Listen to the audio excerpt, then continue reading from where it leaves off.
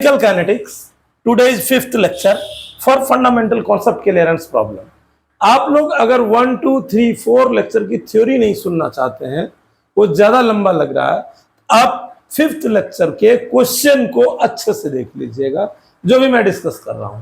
No doubt आपका सारा theory concept clear हो जाएगा, बिकॉज क्वेश्चन मैंने सभी थियोरेटिकल लिए हैं और छोटे छोटे क्वेश्चन लिए. फर्स्ट क्वेश्चन को देखिए. In a reaction A gives B.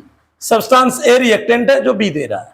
The initial concentration of क्या है? The concentration of be increased by 0.3 मोल पर लीटर. बी क्या है? प्रोडक्ट है. बी की कंसंट्रेशन 0.3 मोल पर लीटर से इंक्रीज कर रहा है इन 2 आवर्स. लेकिन इसमें टाइम क्या लग गया? 2 hours. Find the rate average. Rate A भी लिखा हुआ है, एवरेज.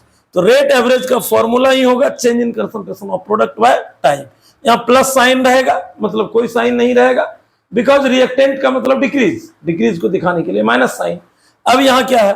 0.3/2 जो बढ़ा वही तो हुआ, तो आया आंसर 0.15 मोल पर आवर्स. ये प्रोडक्शन रेट ऑफ बी है.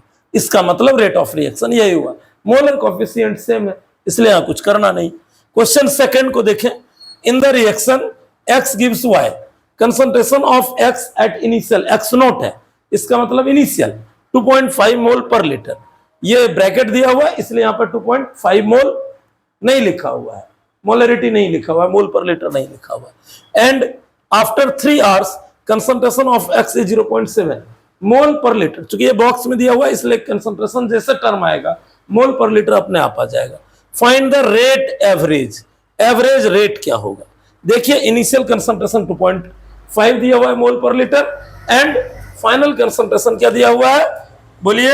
फाइनल कंसंट्रेशन 0.7 मोल पर लीटर. मैंने डिफरेंस ले लिया, 1.8 मोल पर लीटर आ गया, और टाइम हो गया ये आवर्स में. ठीक है, आवर्स. अब ये सॉल्व करेंगे. 0.6 मोल पर लीटर पर आवर्स. इसको अगर मोल पर लीटर में लिखे तो 0.6 मोल पर लीटर पर आवर्स, ये आ जाएगा आपका यूनिट. ठीक है, ये था question number 2. Question number 3. In the reaction 2A gives product. The concentration of A decreased from 0.5 mole to 0.4 mole per liter at 10 minutes. मतलब 10 मिनट में इतना चेंज है. Calculate the rate of reaction. Rate of reaction निकालना है. यहां देखिए दिया हुआ रिएक्टेंट का 2 मोल क्वेश्चन में, बैलेंसिंग इक्वेशन में. तो फर्स्ट क्या करेंगे? First calculate the rate of disappearance. क्योंकि ए तो रिएक्टेंट है, with passing of time the concentration of reactant will decrease according to theoretical language. तो rate of disappearance just change in concentration of reactant by time. तो ये हो गया rate of disappearance. further rate of reaction क्या हो जाएगा? rate of reaction के लिए मैंने rate relative rate लॉ पढ़ा है, जिसको rate expression लिखा गया है. ये हमारे सेकेंड एंड थर्ड लेक्चर में होगा, तो ये थ्योरी में दिया हुआ. तो rate is equal to minus क्या हो जाएगा? रेट ऑफ डिसअपीयरेंस मतलब माइनस साइन 1/मोल into rate of disappearance of क्या है? रिएक्टेंट. ये हम लोग पढ़ते आ रहे हैं. तो क्या हो जाएगा? रिएक्टेंट कौन है? ए. तो 1/2 नेगेटिव साइन, ये सॉल्व करेंगे, इतना आ जाएगा. इसमें भी नेगेटिव साइन आ जाएगा, लेकिन इस नेगेटिव साइन का कोई वैल्यू मतलब नहीं निकलता है. Negative sign just represents to decrease in concentration of reactant. Decrease in concentration of reactant. ये क्या बता रहा है? Negative sign just decrease in concentration of reactant. इस रेट को माइनस साइन लिख के दिखाएंगे ऐसा नहीं, वो लिखना इसलिए पड़ता है कि डिक्रीज को दिखाना है. तो ये हमारे सेकंड एंड थर्ड लेक्चर के थ्योरी को क्लियर कर रहा है. Next, NH3 plus O2 gives NO plus H2O. Rate of disappearance of NH3 is given. Same type का क्वेश्चन है. NH3 का रेट ऑफ डिसअपीयरेंस दिया हुआ है. Find the rate of reaction and rate of appearance of NO and H2O. Solution में क्या करेंगे? At first right a balance chemical equation. हम लोग क्या कर रहे हैं? Right a balance chemical equation पे जा रहे हैं. रेट, तो रेट में भी मैंने यहाँ पे माइनस साइन यूज किया डिसअपीयरेंस में. NH3 के साथ माइनस साइन यूज करेंगे, NO के साथ प्लस साइन यूज करेंगे, एंड H2O के साथ प्लस साइन यूज करेंगे, और सब में डिवाइड बाय मोल करेंगे. अब आ जाइए यहाँ further equation. From the equation rate is equal to -1/4 into rate of disappearance of NH3. इसको RD भी लिख सकते थे शॉर्ट में, ब्रैकेट में NH3 लिख देते. तो -1/4 इंटू दिस वैल्यू, ये वैल्यू आपका आ रहा है ये ये मैथमेटिक है। इसमें माइनस साइन लिखना कोई जरूरी नहीं है, यहाँ मैंने नहीं लिखा है, उसमें मैंने आपको लिखा था और मैंने बताया माइनस साइन का कोई सिग्निफिकेंस नहीं है, वो जस्ट डिक्रीज को दिखाने के लिए। The rate of disappearance of NH3 is equal to rate of formation of NO। क्यों? तो दोनों का मोलर कोफिशिएंट क्या है? सेम है, NH3 एंड NO का, तो ये सेम हो जाएगा, इसमें कुछ करना नहीं है। ठीक है, मतलब यहां पर आंसर जो है कुछ भी नहीं होगा, 3.5 इंटू 10 टू द पावर क्या हो जाएगा? बोलिए, 3.5 इंटू 10 टू द पावर क्या हो जाएगा? -2 RFNO लिख ही दीजिए, 3.5 into 10 to the power -2 mole पर सेकेंड। अगेन है फॉर H2O, सेकेंड पार्ट हो गया क्वेश्चन का। For H2O rate is equal to क्या हो जाएगा? 1 by molar coefficient into rate of disappearance of ammonia is equal to 1 by molar coefficient into rate of formation of water. तो क्या हो जाएगा? रेट इनटू, अब ये तो हटा देंगे क्योंकि ये मैंने ऑलरेडी सॉल्व करके यहां लिख रखा है, ये वैल्यू यहां पुट हो जाएगा। अब ये 1/6 को मल्टीप्लाई करेंगे तो rate of formation is equal to क्या हो जाएगा? Rate of reaction into molar coefficient. इधर क्या है? डिवाइड में, इधर मल्टीप्लाई में चला जाएगा। अब क्या हो जाएगा? Rate of formation is equal to rate of reaction into mole. ये एक फॉर्मूला मिल गया आपको इस तरह से थ्योरेटिकल, एक ऑब्जेक्टिव डायरेक्टली बन जाएगा। In next question the rate law for the reaction A gives B, A plus B gives product and rate is equal to minus dAT by dt is equal to dP by dt। dP हो गया product, इसको हम लोग P लिख रहे हैं। ठीक है, इसके लिए इक्वेशन दिया K is equal to A to the power 3/2 and B to the power -1/2। Find the order of reaction and explain the molecularity of reaction and order will be same or not। Solution: K is equal to R is equal to K into A to the power M into B to the power N।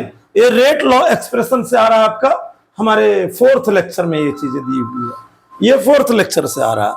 तो अब अगर हम 4th lecture को उठाएं तो कहता है M and N are molar coefficient of reactant. ये क्या है? मोलर कोफिशिएंट है, किसके लिए? A and B के लिए। ठीक है, मोलर कोफिशिएंट ऑफ रिएक्टेंट कब? In experimental step. M and N are molar coefficient of reactant A and B in experimental state। in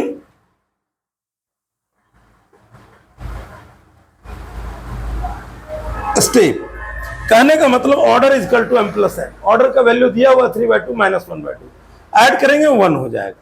ये क्या हो गया आपका? ऑर्डर।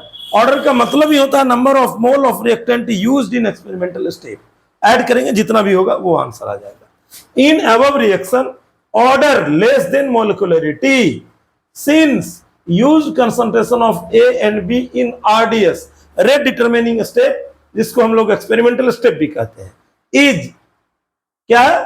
Fractional number 3/2 and 1/2। इसका मतलब नो डाउट ये क्या है? कुछ और है ना, चूंकि मोलिकुलरिटी ऑलवेज होल नंबर होगा, तो बैलेंस इक्वेशन अगर हम होल नंबर में लिखेंगे तो 3/2 and 1/2 तो आएगा नहीं वैल्यू, कुछ 1 2 3 में आएगा। इसका मतलब मोलिकुलरिटी हमेशा इसे के लिए क्या होगा? ग्रेटर होगा। किससे? ऑर्डर से। भले ऑर्डर ऑफ रिएक्शन 1 आ रहा है लेकिन मोलिकुलरिटी निश्चित रूप से 1 से ज्यादा है इस क्वेश्चन में। ठीक है, इस क्वेश्चन के अकॉर्डिंग। तो मैंने थ्योरी में पढ़ाया था difference in between molecularity and order, मतलब इस क्वेश्चन से आपका वो कॉन्सेप्ट भी क्लियर हो जाता। मे बी ये 3rd लेक्चर का पार्ट था। Next question, the K for first order, second order and third order reaction are same numerically, मतलब numerical value same है। Which reaction should be faster in is true for all the range of concentration। ये range of concentration ये question नहीं है एक तरह से, ये आपके लिए थ्योरी है। ठीक है, चूंकि अर्थमेटिक अलजेब्रिक एक्सप्रेशन से अर्थमेटिकल डाटा को कनेक्ट करना है, क्वेश्चन बनाने में आपसे आसान हो जाएगा। ये just a part of theory समझ करके इसको चलिएगा। केस 1 हम लोग क्या देख रहे हैं? R1 मान लिया, R2 मान लिया, R3 मान लिया, first order, second order, third order. उसके लिए इक्वेशन भी हमने तैयार कर दिया, first order, second order, third order. सब में A ही रिएक्टेंट है, एजम्पशन है। तो A का क्या? 1 मोल पर लीटर अगर हम लेते हैं तो 1 to the power 1, 1 to the power 2 and 1 to the power 3। तीनों का मतलब क्या होगा? सेम। इसका मतलब R1 = R2 = 3 R3। Case 2 concentration of A less than 1, अगर लेस देन 1 होगा, मान लो 0.9 हुआ, 0.9 टू द पावर 1 तो 0.9, 0.9 टू द पावर 2 तो 0.9 टू द पावर का मतलब क्या हो गया, 0.81 हो गया, और 0.9 टू द पावर 3 मतलब क्या हो गया, ये हो गया 0.9 का क्यूब, मतलब बोलिए 81 इंटू 9 अगर करते हैं तो 9 और 721 0.721 हो जाएगा। अगर 0.9 लेते हैं कंसंट्रेशन लेस देन 1 का मतलब, तो ये क्या हो जाएगा बेटा, 0.9 to the power 1, 0.9 to the power 2, 0.9 to the power 3। इसका मतलब ये 0.9 हो गया, 0.81 हो गया, ये हो गया 0.879, 0.729, 0.729, 0.9, 0.81, 0.729। मतलब अगर वैल्यू लेस देन 1 है तो क्या होगा, पावर बढ़ने से नेट रिजल्टेंट वैल्यू कम होता है। मतलब अब क्या हो गया आपका बेटा, बोलिए, अगर हम लेस देन 1 लेते हैं तो R1 ग्रेटर होगा, R3 स्मॉलर होगा। थ्योरेटिकल क्वेश्चन है, बिना समय गवाए आप एग्जाम में क्वेश्चन बनाएंगे और इस पर क्वेश्चन आता है इस थ्योरी पर। Case 3, concentration of A greater than 1। अब यही चीज यहां 1.1 कर दीजिए, 1.1 का स्क्वायर एंड 1.1 का क्यूब। तो अगर एक से ज्यादा वैल्यू है तो मल्टीप्लाई करेंगे तो वैल्यू बढ़ेगा, R1 less than R2 less than R3। Clear हो गया। एक और क्वेश्चन मैंने लिया इसी टॉपिक पर based, if the concentration reaction of 2N2O5 gives 4NO2 plus O2, the rate can be expressed as, अब ये देखिए, minus D NO2 equal to K1 N2O5, NO2 के लिए क्या हो जाएगा K2 और O2 के लिए K3। अब K1 K2 एंड K3 को रिलेट करना है। सेम ये रेट लॉ एक्सप्रेशन का क्वेश्चन है, 4th लेक्चर में हमने पढ़ाया था। ठीक है, सॉल्यूशन क्या होगा, rate equal to 1 by molar coefficient into rate of disappearance equal to 1 by molar coefficient into rate of appearance of NO2। अब यहां पर मोलर कोफिशिएंट कुछ नहीं है तो क्या हो जाएगा, rate of formation of O2 upon time, मतलब rate of formation of O2 equal to K NO2 कर दिया कॉमन, चूंकि rate equal to K into N2O5 to the power 1, चूंकि फर्स्ट ऑर्डर काइनेटिक्स से जानते हैं, R equal to K into N2O5। आप चाहे तो लिख सकते हैं फर्स्ट ऑर्डर काइनेटिक्स अजम्पशन लेकर के चल रहे हैं। ओके, अब हम इक्वेशन बना लें, N2O5 के लिए माइनस इक्वल टू क्या हो जाएगा K1 NO2, चूंकि यहां पर दिया हुआ है K1 NO2, लेकिन यहां मोलर कोफिशिएंट से डिवाइड करेंगे तो इधर मल्टीप्लाई हो जाएगा तो 2K NO2 आ जाएगा, 2K NO2 सेम आ जाएगा N2O5 इंटू 1/4 करेंगे तो इधर क्या हो जाएगा मल्टीप्लाई 4K इंटू NO2, लेकिन ये क्या है अकॉर्डिंग टू योर क्वेश्चन ये दिया हुआ है K2 इंटू N2O5।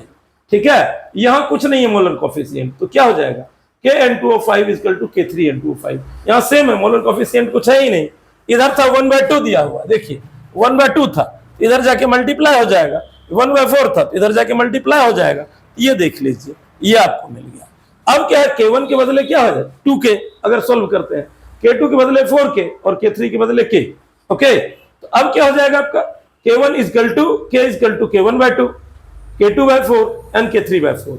K को हटाइए क्योंकि K तो सब में कॉमन आ रहा है। ठीक है, वो थ्योरी से ही उठा करके लाए हैं, क्योंकि rate equal to K into N2O5। अब अगर हम सोल्व करें इसको कुछ मत करिए,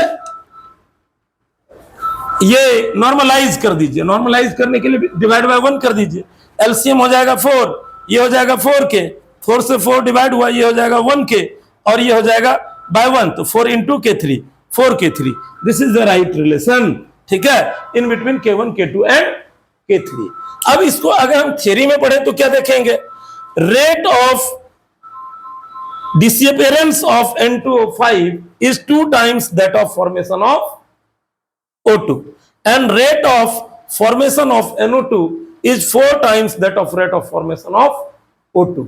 या इसको ऐसा कह सकते हैं, rate of formation of NO2 is twice that of rate of disappearance of N2O5, because ये 2 मोल अगर टूटेगा तो ये 4 मोल का प्रोडक्शन होगा, तो इससे ये दुगना हो जाएगा।